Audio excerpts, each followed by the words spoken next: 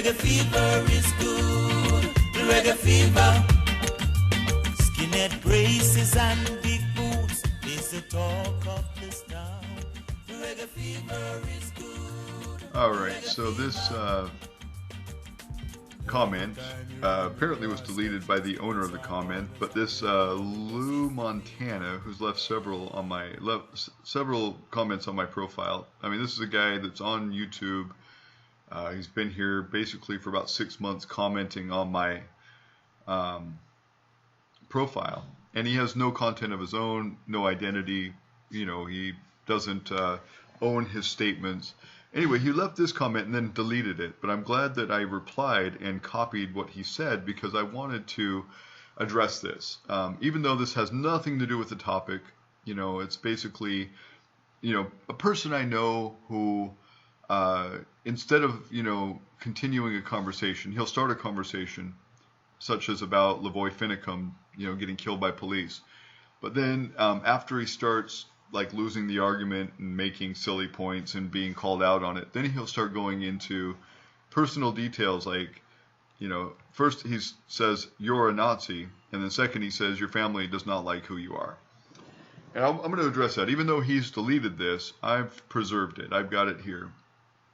And like I said, I can't identify the guy because he won't identify himself. That's fine. It's not about him. It's about, I want to make a, you know, video on this topic because it's a good topic to make a video on. And I've made videos on this before. Like I made this one about Ron Paul and Marcus Garvey. I compared the two of them because they have a lot in common. And I'll go into that in a little bit. But basically, Marcus Garvey, one of my heroes, you know, he was called a racist by his own people. And he started the United Negro Improvement Association. And people that wanted to take over his organization tried to defame him, saying that he was a racist. He was a black guy. They're saying that he was racist against black people. This is Marcus Garvey. Everybody knows Marcus Garvey. And anyway, it's just interesting when people want to make a move on, you know, some sort of a social topic, especially the social justice warriors. Racism is a common theme they use to defame somebody. But let me just go into this because like 8 years ago, I made this video, uploaded March 23rd, 2008. And I address racism from my culture that I was raised in. The Mormon church is full of racism, something that I was raised with. My father was racist, and I sent this video to him. It's LDS racism in the Mormon church. My dad and mother got married in the Mormon temple in 2006. They weren't good Mormons because I was born out of wedlock. While my dad had a family with another woman, you know, he met my mom, and then they, you know, got together, and I was born out of wedlock. You know, I was born in March of 1977. They got married in November of 1977. So like 7 months later, they got married, or 8 months later. So the point is, though, is that I've made a pretty clear and strong stand against racism. But when I was a kid, you know, I moved out of home. My dad was a drunk, you know, and he was. I mean, it wasn't like, oh, yeah, he had a little bit of a drinking problem. I mean, he went to jail like 3 times for alcohol, for drinking and driving. He wrecked one of his personal vehicles and a company vehicle. He wrecked a company vehicle when he had a really great job as a construction executive and lost that job and was in the hospital in a coma for a couple of days. Then he wrecked another vehicle off the side of the road when he was drinking. He got a brand new truck. Like a week later, he wrecked it drinking and driving, and insurance didn't cover it. It was a mess. And you know, shortly after that, he lost his house, and I went to go move in with my grandma. I was 12 years old at the time. And, you know, my grandma was a single lady, and she was older. She was in her late 60s. And so no, she was in her early 70s. I think she was 72 when I moved in with her. And anyway, I was kind of hard to handle. I was a rough kid. You know, I was doing a lot of my own drinking and stuff and partying. And so, you know, it came to a point where my parents, I guess, were hearing from my grandma that, oh, you know, you're too much for her. You got to move back in with us. And we need you to babysit for us, so move back in. And I wouldn't, so they had the police come. and escort me out of my grandma's house, and then they put me in a rehab, which I don't think I qualified for. I wasn't that much of a mess. I wasn't addicted to anything. I might have been drinking a little bit and partying a little bit, but I wasn't using drugs, and that's what they put me in this rehab facility for, where I met all of my drug connections. They put me in rehab. I didn't have any drug connections when I went in, and by the time I left, I had drug connections. And anyway, after I left, I was 15, and my cousin had moved out of my grandmother's house, and she was dating a skinhead, a self-proclaimed skinhead who had a little swastika tattooed on his ankle, and he got it covered up later. He's got like a tribal tattoo on it now. I went to the tattoo shop with him when he got it covered up, and he got this tribal tattoo on him, and everybody eventually started calling him, well, not everybody, he only had a few friends, but they called him Skippy, like they made this inference of skinhead and hippie, so they called him Skippy. Anyway, it was silly, and it was never a real serious issue. It's not like he was out beating people up and being a menace to society or anything. I mean, he had a issue at home. His mom was dating somebody who was of another ethnicity, and I think that he was just lashing out. And we actually partied with this guy that his mom was dating, and he was funny as hell. I mean, we did acid with him. We smoked a lot of weed with him. He was just funny, really funny guy. And I enjoyed him quite a bit. Anyway, so because, I lived with this guy, and he was a self-proclaimed skinhead, I was influenced in that way. I did a lot of research in skinhead culture. One of my favorite bands was Minor Threat. Not a racist band, but they do have a song called Guilty of Being White. But Ian MacKaye is a legend in punk rock, and I love the guy. I love the music still. They sing a lot of things about straight edge, about being against drugs, and that's great for kids, and I support that for kids to be against drugs. However, I smoke weed, and I'm not ashamed of it. But when I was 14, I got a job with Mapleton Irrigation. My next door neighbor got me a job, my friend Joey, and we worked together for 2 summers. And in that job, I was working in an agricultural position, so I didn't have to be an adult to work there, and they didn't have to pay me minimum wage because it was agricultural.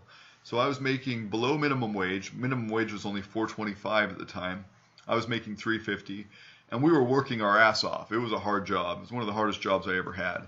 And we were working alongside mostly illegal immigrants. And the watermaster actually got in trouble for hiring people that weren't well documented or that were from a country where they hadn't came over to this country illegally. I mean, legally, they hadn't had the proper paperwork done. So they weren't citizens. And he got in trouble for that. But I earned a lot of I learned a lot of respect that these people deserved and earned by working their ass off. And they worked their ass off for that $3.50 an hour. And not only did they support families on that, but they also sent money back home to Mexico. And I learned a little bit of Spanish. Yo hablo muy poquito español. Yo quiero aprender mucho más español. And we're in Puerto Rico and, going through the islands now. We got a sailboat in the Caribbean, and we're, going through the islands on our sailboat. And it's good that I had a little bit of foundation in Spanish because I really enjoy the Latino culture, and we're, mingling with people in countries that are like 95% Spanish speaking right now. And anyway, so after moving out of my cousin's place, I lived with them for roughly 6 months and then moved out. And I was 17 when I got this tattoo that says SPEAR, means Skins and Punks Everywhere Against Racism. And this pin is something that we give out to people. I've given about 50 of these pins out, just a lapel pin. And it says SPEAR on it. Skins and Punks Everywhere Against Racism is what it says across the top here. I'll post a link so you can see the pin. And if you want one, just write me and request one. Like I said, I've given most of these away for free, probably about 50 of them for free. And if you want to make a small donation, that would help us. But if not, that's cool. I'll send you one if you want one. And, you know, like I even have one on my foot. I got this one. I got this one when I was 17 on my foot that says Spear, Skins and Punks Everywhere Against Racism. And I got this one on my chest when I was 18 because I got this at a professional tattoo shop, and it means Skins and Punks Everywhere Against Racism. And that's what I did to make a stand, not only against my friend or my cousin's boyfriend, because I thought he was an idiot after, you know, really experiencing Latino culture, working with Mexicans at the irrigation company. And at the time, I was dating a girl. Kind of dating. I mean, we didn't like have a serious relationship, but she was a really good friend of mine. Her name was April Fulmer. She was from Window Rock, Arizona, and she was a full-blooded Navajo girl. And she taught me how to drive stick in her Geo Tracker. So I was 15 when I learned how to drive stick. I was driving illegally, and she was cool with it. She trusted me to drive, and it was just a really good relationship, a really good, you know, introduction to Native culture. And after that, I dated multiple Native girls, and then now my wife of 14 years is Native. And, you know, we're still together. When he said this fellow, this anonymous fellow here, and like I said, he apparently has deleted his comment. I'm no longer able to find it. But I did quote him and copied his words, and he says, dude, you are a Nazi. Your family does not like who you are. Well, you know, when I made a big stand against the Mormon church by making videos like this, we had a pretty serious disagreement. You know, the family that I came from in Utah that are all Mormons. My mom and dad got, you know, sealed in the temple, the Mormon temple and stuff like that. And I sent this to them. Oh, wait, this isn't the one. It is this one right here that I made March 23rd, 2008. And I'll post a little link to it at the bottom. You know, and I made a pretty strong stand against the Mormon church. My website, Behind Zion Curtain, I wrote a lot about the Mormon church and the racism and the cultural defects that I believe are pretty severe. And like I said, I wrote a biography. I sent it to all of my family. You can see that at mystory.behindzioncurtain.com. And you can go, you know, all the way back to 1999 in the Internet Archive. You go to www.archive.org, and you can go all the way back and see it.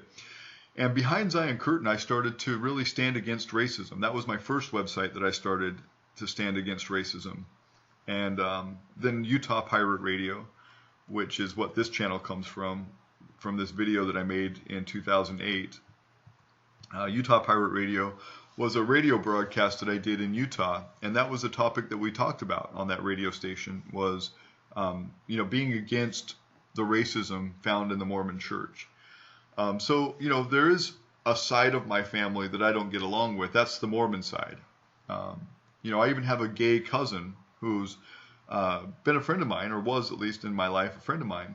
And she told me one of the last things she said to me in 2013, she was trying to have an argument with me. And she's like, well, what about when you lived with Seth and you were a skinhead? I'm like, well, I'm still a skinhead, but let me tell you something. I am against racism. And ever since I've known you, you've always told me that you don't like Mexicans. And she's like, well, I don't. And this is on Facebook. This is something she sent me on Facebook that I've got a screenshot of. I can show you. But regardless, it's you know, something that our family had a strong history of racism because of probably the Mormon church mostly.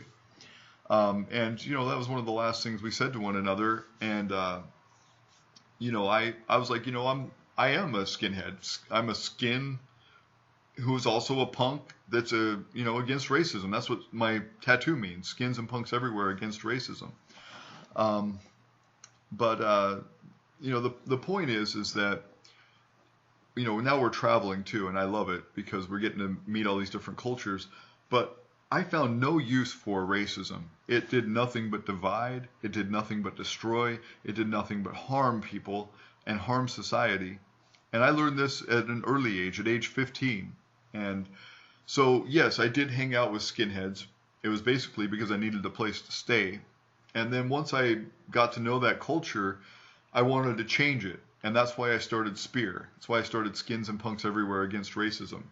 And the tattoo that I've got on my foot, when I got it, I was 17 years old, so I'm 39 now. I've had that tattoo for 22 years. I've stood strongly against racism for 22 years. Even tattooing it on my body. And then this one on my chest I've had for 21 years because I got it when I was 18. And, after I dated that girl, April, I dated multiple Native girls since, and I just love Native culture. I always have.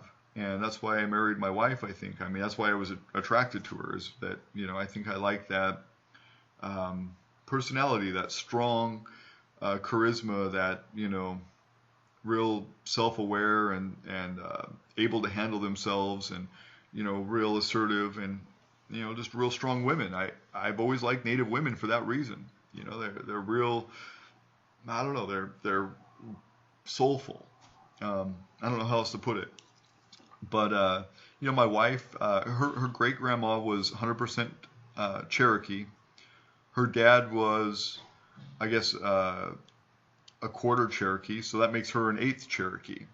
And, it shows. I mean, she's got a beautiful skin color. She doesn't need a tan, and she's got high cheekbones and just, real beautiful person. And I love her. And so when this guy here, and I think I know who he is, he's got a long record of trolling. He's got multiple police records of 2 of them for false accusations, 2 of them for phone harassment, and he's got a restraining order against him. If it's the same guy I'm thinking of, and it's the only guy that really brings up my family when it comes down to it. He'll be in the middle of a conversation that's completely, different, a different topic altogether, like this guy Lavoy Finicum. And then he says, dude, you are a Nazi. Your family does not like who you are. So, in perspective, my family, the family that I consider family, my wife and kids, well, we're going on 15 years now. We've been married 14 years. This is our 15th year. We've had 4 kids. And I love her with all my heart. And I believe she loves me too. So my family loves me. And they do like who I am. My Mormon family, now, the Bible talks about this, that a man and woman will unite and become one flesh and leave their mother and father behind. And they will leave their old family and become a new family. So that family that I came from, that I was born into, is no longer my family, and it shouldn't be. I mean, biblically and in other, senses of the word, that's your previous family. Now that, when a person becomes married and has children and has a wife, that's their new family. And so my family loves me. My old family I have criticized, mostly because of the Mormon church and the racism. We've had some major differences, and it's unfortunate, but my family has had a pretty long history of prescription drug abuse, alcohol abuse, and just other, dysfunctional issues, and, major issues. And so for whatever reason, we don't get along, and that's okay, because, a man will leave his mother and father, find a woman, and become one flesh, and have a new family. And so my wife and I are a family, and I love her all, with all my heart. And she is not, 100% Caucasian. She's an 8th Cherokee. My kids are a 16th Cherokee. Being that we're in the Caribbean, most of our friends, most of our neighbors are of other cultures and other DNA or, nationalities, and many of them are black, many of them are Latino. And I love reggae music. I always have, ever since I was 17 years old. I bought my first Peter Tosh album. So, when I go to shows, it's usually reggae shows. When I met my wife in 2002, our first concert was Reggae Sunsplash. And we've been to several since. We love reggae. We used to go to Hemp Fest in Seattle, lots of reggae bands. And it's just what I'm drawn to. And in fact, and I'll post a link on the video here, about the original Skinheads. The original Skinheads, you look up this term in Google, look up the Spirit of 1969. The original Skinheads were the biggest fans of reggae in the UK. You know, the original skinheads were anti-racist back in 1969. It wasn't about race. There was black skinheads, there was white skinheads. They all mingled together, and they all listened to reggae music, like Mr. Simmerip, you know, the Specials, Long Shot Kick the Bucket, you know, lots of ska. You know, that's where ska came from, was the skinhead reggae culture back in the UK. And so, I mean, I can lecture more on this. I just wanted to set the record straight, and especially since the dude deleted his comments. I mean, I was good enough to respond to him, where he says, dude, you are a Nazi. Your family does not like who you are. And so just to document this, and just to give him Mr.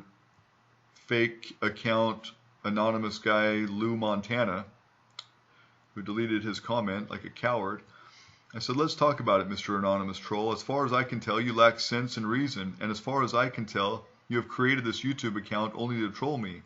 And as far as I can tell, you are too much of a coward to own your statements. However, being that my wife and children are Cherokee and most of my girlfriends from history are Native, what evidence do you have to prove I am what you say I am?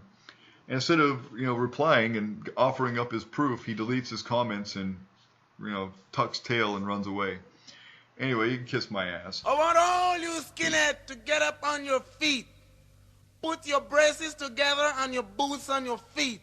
And give me some of that old moon stomping. Get ready. We got 3 million miles to reach on the moon.